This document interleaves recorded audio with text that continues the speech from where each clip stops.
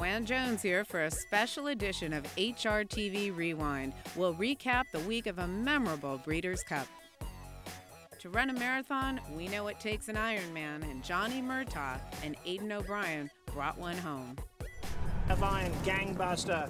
Aldefar did not go on with it, and Sir Dave has dropped out.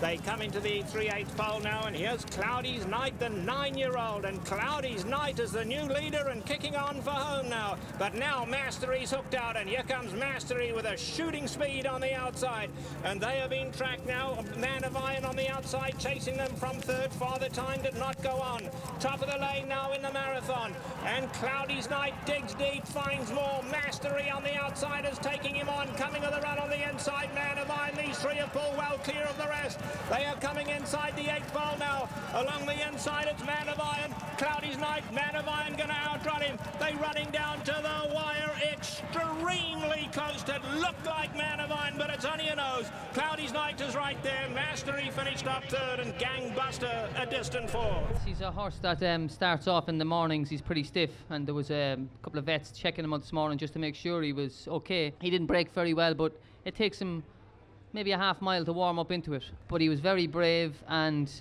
I suppose the way he races, relaxed early, gives him every opportunity to stay that trip. I didn't think it was as close as it was until we went back and looked at it. We were maybe 10 yards after the line, and at that stage he was definitely gone by. But we didn't think it was as close as it was. But listen, it was great to win, and listen, Johnny gave him a great ride. Did you think that 9-year-old would be as tough as he was? No, obviously when you start and go on those trips, age is never a disadvantage. In the juvenile fillies turf, Tappett's Fly swatted the competition for Dale Romans and Frank Jones. They come into the top of the lane now. On the outside, we have Tappett's Fly, the grey, coming up to tackle Rose Catherine, but Rose Catherine's got something left, and she battles right back. These two come through the stretch together. Hethea is back in third. Past the 8th pole they come, and it's Tappett's Fly on the outside. Down at the rail, Rose Catherine, but it's going to be Tappett's Fly to win it. Here's the wire. Tappett's Flyer has won it by a neck. Tappett's Fly to Rose Catherine's second. House of Grace came running on for third, and Jungle Tail from last to finish fourth. Yeah, it shaped up perfect. I mean, I told Robbie in the paddock to give her a chance the first 1/8 of a mile to get to the lead and at least clear the field. It looked like there's some speed down on the inside, and we wanted to try to get over to the rail as quick as possible, and it worked out perfect. The one filly sprinted to the front, and we got the clock right off of her and collared her at the head of the lane. She dueled home with us pretty game, but we were able to outfinish her. But I think we've got a special filly here, and it proved it today. I mean, I told Frank I've never had one train any better. It's just a matter of how good she is, and she proved that she's probably the best 2-year-old grass filly in the country. Well, I think it is the greatest moment by far, and many, many thanks to Dale. His father and I were very, very close, and his daddy trained for me, and then he passed on a little early in life, and Dale's my adopted son. Bo Lane and Dale decided who we should breed this mare to, and obviously they've done a great job, and I just stand back and let them do their work, and I go on about my other business. Scott Hazelton crashed against the odds and cashed in on a best bet. My best bet of the weekend or Friday should probably be just to keep my mouth shut here on the show because I'm going to get attacked, but I'm going She Be Wild at 8-1. I love Wayne Catalano in this spot. He did it just a couple of years back with Dreaming Havana. They called a bit of an audible. They were not going to run in Keeneland, but they opted to do so. I think the 2-turn experience will be huge for She Be Wild. What else do you think you'll get on She Be Wild? Fantastic, 10-1, I think. Closer, and Blind Luck is up to fourth now. In behind that, we have Miss Venenza down at the rail. Then it's Devil May Care. Beautician is making headway as well. Behind that, Negligee, 7 lengths off the leaders. Then Biofuel, Silver, and Champagne Doro's last. A 1/4 mile left to go now, and it's Always a Princess in front by a length. She Be Wild going well at the rail. Can She Be Wild sneak through down there? No, she's going to try to switch out to them. And Blind Luck in the white blinkers down the centre. The grey Beautician. It's suddenly wide open. Cutting and Michael can find no more. Blind Luck can't. Here's Biofuel. Oh, Biofuel just got Negligee shifted wide out. On the inside, She Be Wild eventually got through down there. She Be Wild gonna win it. She Be Wild has won the Breeders' Cup Juvenile. Beautician got second, and it'll be Blind Luck finishing in third. Well, she's got natural ability. I mean, the filly's got real raw ability, and she's got the want, and she's got a stride unbelievable for a little horse.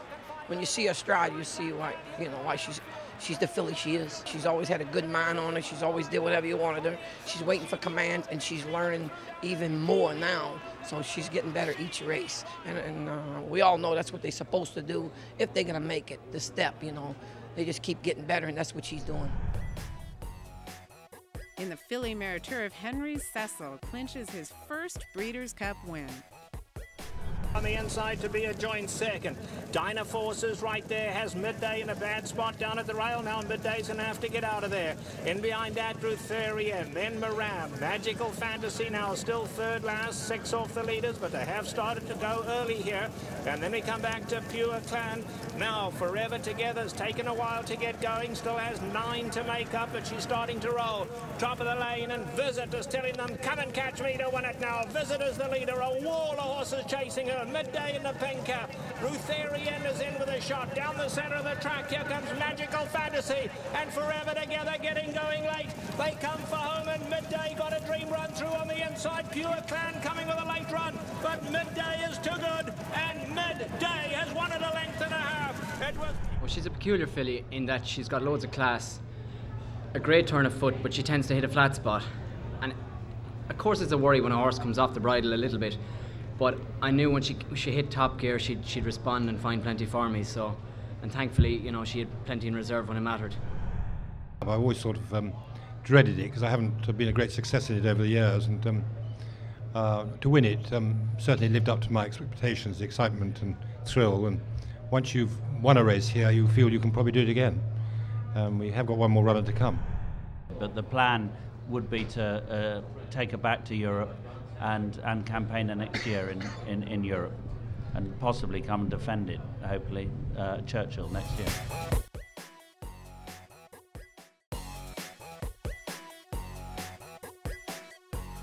Trainer Jonathan Shepard makes an informed decision.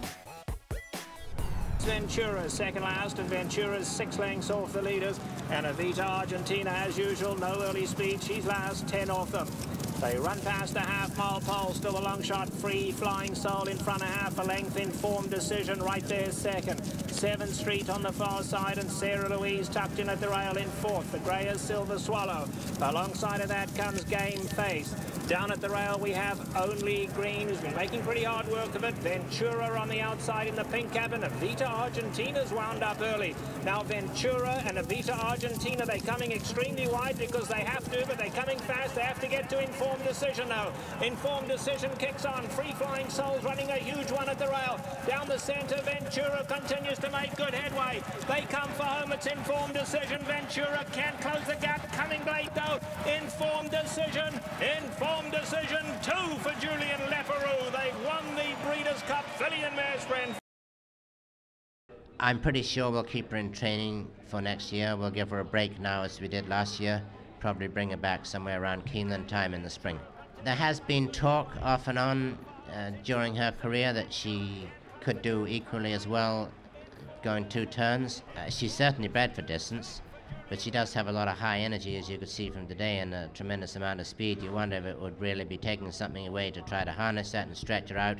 If it didn't work, then he might have, you know, blown whatever ability she has as a sprinter too. My guess is we'll probably keep doing the same thing.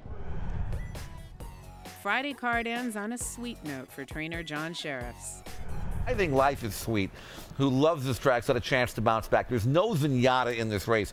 Now, I know everybody saw Zenyatta and how she won the Ladies' Secret and all that. And Life is Sweet was 4th. She was only beaten 2 lengths for all the money, and she was finishing as well as anything in the race, but she was given way too much to do. She was 3 to 4 lengths behind Zenyatta at the 3/8 pole, and then she was able to finish in. Now, so no more Zenyatta. Life is Sweet was beaten by who last time out? Well, no, but that was a mile and 1/16. Who's in that race? This is somebody by the name of Cocoa Beach. So I got but Life is Sweet's going a mile and 1/8. She loves the track. This is going to be her trip and her race. 8 to 1 in the morning line.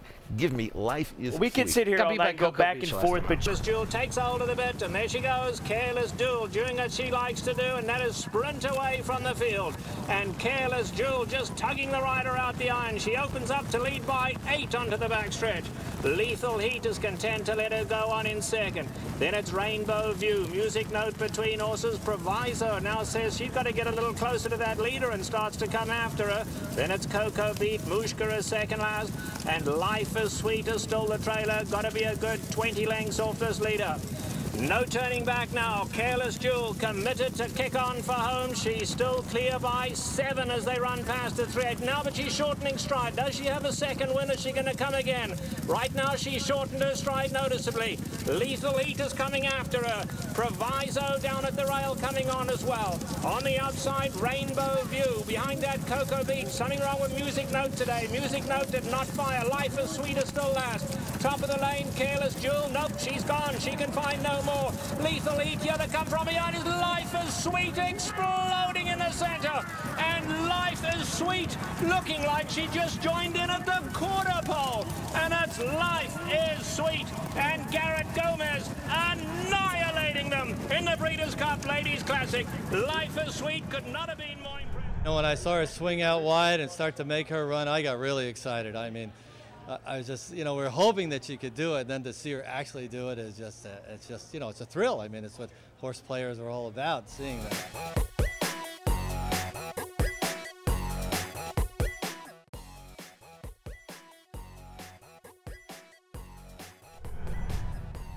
In the juvenile turf, we saw trainer John Gosden make a repeat of last year. Interactive in the white cap is right there. Just in behind them comes Pounced, but it's Bridgetown burst away from them. Interactive now. Pounced is coming with a run between horses. Any one of 3. Bridgetown digs deep, finds more. Pounced is catching stride for stride, and Pounced going to get him on the extreme outside. Here's Awesome Accolade, but Pounced to win it, and it's going to be Pounced and Frankie Dettori to win the Breeders' Cup Juvenile Turf. He made the running. He was in front at Longchamp because nobody else wanted the lead. And I wanted to run 7 furlongs that day, not 5.5. So I always give the option to a jockey to go on. There was never going to be a lack of people being up the front. I was shocked by how slow the fractions were.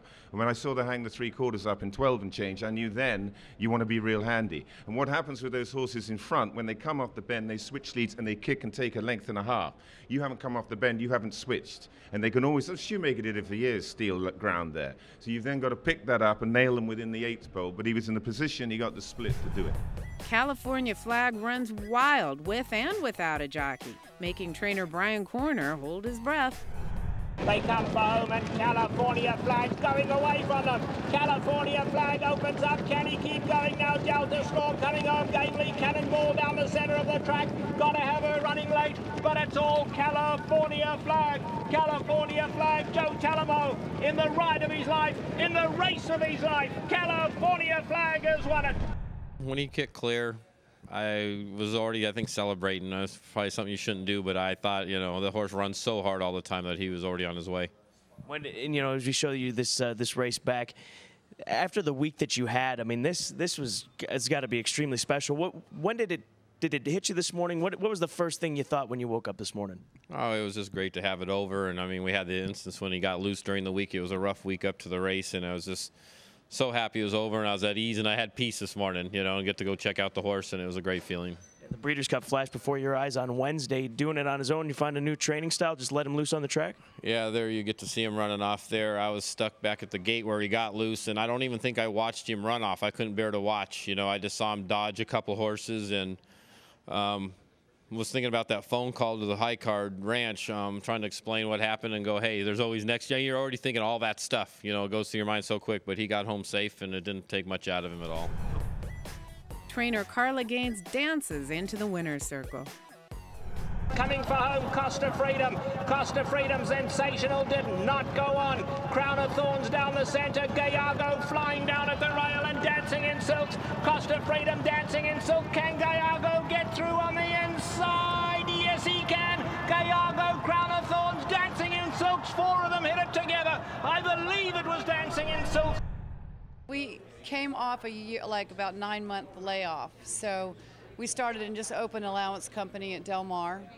And then it was just a natural procession to go to the Cal Cup, and he's just progressed every step of the way, improved every race. Godolphin scores a long shot in the juvenile. Noble's Promise looking strong, takes the lead and kicks on for home now. Aconite looking at Lucky, trying to make headway in the centre.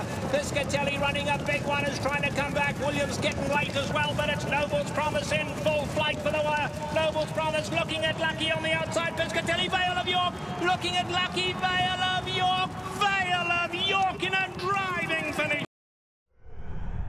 I think going into the race we felt that he was going to run a really good race, but we couldn't say that we fancied him necessarily to win. But the good thing about this horse, he's really tough and resolute. He's takes his racing extremely well, so he's been running in some really good races, as you know, on turf. When we looked at this race, it was quite a high risk situation, trying to run him on synthetic surface against the specialist Californian horses and the other American 2-year-olds. So it was a bit risky, but we felt that it was worth taking the chance, and he handled the track really well. And, you know, sometimes taking no risk is the biggest risk of all. Goldacova went back-to-back for trainer Freddie Head in the mile. They come into the top of the lane and Cowboy Cal strikes the front. Goldacova in the white cap, hooked to the extreme outside. Courageous Cat gets the lead, but Goldacova is coming home like an express train down the centre. Courageous Cat running a huge one. Goldacova's going to have to switch out a little. She does so though. Coming with a late run, just enough humour, but Goldacova is just scintillating. Goldacova is something special. Goldacova and Olivia Pallier win it again. She showed us today that she could come from a long way. We have never been riding her that way. But you see, last time at Longchamp, we got beat because we were drawn 14 out of 14. So today, being drawn 11, we didn't have much choice. I wanted my jockey to wait, and he couldn't get a cover, not being too far. So I wasn't too concerned in the race, but it's always difficult to give distance away. Furthest Land goes the distance in the dirt mile for owner Ken Ramsey. Homeward Bound and Midshipman just in front now, running a huge one as Furthest Land in the red cap. Then Nico Bay, Master Craftsman's trying to re-rally on the inside, and here comes Master Craftsman down at the rail now. Midshipman, Furthest Land running a huge one. Reddy's Echo out of nowhere, but Furthest Land in a shocker, and Furthest Land has upset them. So we'll try to keep him on synthetics or the grass. We think he may run well on the grass. We may go to Dubai with this horse, a mile and a quarter over there. Maybe Sheikh Mohammed give us an invite. Conduit proves again that he can do it on the turf. Top of the lane, Precious Passion, but they breathing down his neck. Conduit now in a little pushing match with Daremi, but Conduit now up to get the lead. Spanish Moon, Red Rocks and Monzante running on late. Homeward Bound, Precious Passion is all hot, battling on at the rail. Conduit right up alongside. Conduit and Precious Passion in a thriller, but Conduit's too good, and Conduit's class has pulled him through. Conduit and Ryan Moore have won the Emirates Airline Breeders' Cup Turf. I'd just like to say one thing. It's a remarkable statistic that 4 of my 5 Breeders' Cup winners have come from Ballymacall Stud, this small stud in County Meath. It's a wonderful tribute to Peter Reynolds, to Lord Weinstock and his son Simon, who set this whole show up. So as I said, I was in behind 2 horses which I didn't want to be following, and you know, we had an inside stall, and he just takes a little bit of time to warm into his race. Yeah, it was just at that point the front runner was just getting a bit of a start on us, but was in a good position down the back and was comfortable from then.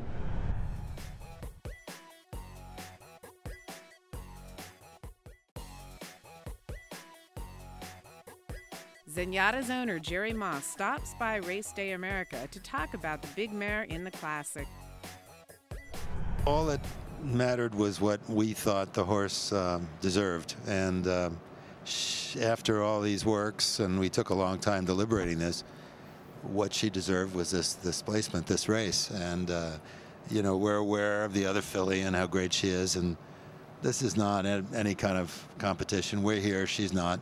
So titles are not, I mean, they're nice, but they're not the total or even the utmost consideration. In such a public sport, I mean, we own them, we sort of manage them, but in a big way, she belongs to the fan. In what looked to be wide open at the top of the lane, Zenyatta burst clear in the Breeders' Cup Classic to pull off a historic victory. Zenyatta has a lot of ground to make up. Zenyatta, if she wins this, she'll be a super horse. She's starting to pick them off, though. Zenyatta going to hook to the outside. Meanwhile, it's Colonel John. Summerbird in the red cap. And Zenyatta's come to the outside. Zenyatta coming flying on the grandstand side. Gio Ponti on the inside. Summerbird is right there. This is unbelievable. Zenyatta, what a performance. One will never forget. Looked impossible, but it is Zenyatta, still unbeaten under Mike Smith. Gio Ponti second, Summerbird, and then Richard's Kid. What a dramatic performance. One of the most sensational ever. Zenyatta wins the Breeders' Cup Classic. I believe if there was still another horse in front of her, another length or so, she'd have caught him too. I mean, she just does what she has to do. Everyone talks about the margin of victory because some horses like to give it their all and go all out. She just always just does what she has to do.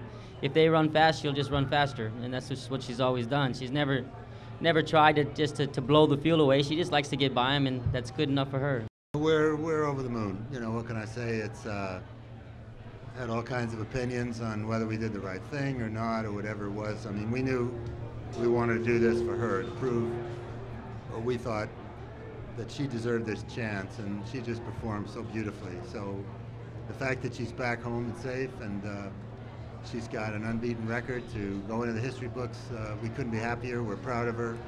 We think John did an unbelievable job with her, and Mikey rode her like a champ. Today was just, today was, you know, it was like a really emotional and wonderful experience. Yesterday was great for Life is Sweet to have her chance to shine. And, you know, Life is Sweet is the princess and Zenyatta is the queen in my barn, you know, so it's just... You're the king. Now you spell king, J-O-H-N. Just a perfect weekend. Zenyatta's breathtaking victory reignites the debate over Horse of the Year. Horse of the Year. I think you have to take Zenyatta very serious. She not only beat up her own class all year, but she stepped up to the world stage and won the best race we have in America, the Breeders' Cup Classic. I think you also have to take serious consideration for John Sheriff, that it may be one of the best training jobs we've seen in recent history. Our Horse of the Year, Zenyatta. If she doesn't get Horse of the Year, I'm sure there's going to be a mob scene. She won like a superstar. She never was beaten. You know, I don't think that Rachel Alexander should be Horse of the Year. They talk about Rachel beating the boys. These were the big boys. This is the World Series of racing. She showed up. The other horse decided not to come. Certainly, Rachel Alexander had a great season. Maybe the ideal thing would be if we have co-horses of the year this year with both females. They both deserve it. I think Zenyatta should be Super Horse of the Year, and Rachel Alexandra should be Horse of the Year. There's no doubt in my mind it has to go to Rachel, and that's not taking anything away from Zenyatta. You know, it's just that Rachel's 8 for 8 on 8 different racetracks, beat the boys 3 times, showed up and played in every dance. She didn't pass none. She didn't scratch when the track wasn't good. I'd have to say Zenyatta, yesterday's Classic was an unbelievable performance by her. I mean, the electricity in this building yesterday and the people and everything and the tears and everybody's like unbelievable. I mean, nothing to take away from Rachel Alexander, great filly also. And I think it's going to be a real tough fight between them two, but I'd have to lean toward Zenyatta. I think this filly's performance against the boys yesterday was monumental. Monumental for our business. The crowd was electrified. It was amazing just to be here, just for the atmosphere and to see the reception she got. And I got to pick Zenyatta at this point. If she didn't get Horse of the Year, it would hurt our sport, because what she did yesterday was just amazing. It was like watching a Triple Crown winner winning his 3rd leg. I mean, the place was just going crazy. I mean, I've never gotten beat and started clapping for a horse. That's all for this week on HRTV Rewind. Here's a look at what's coming up next week.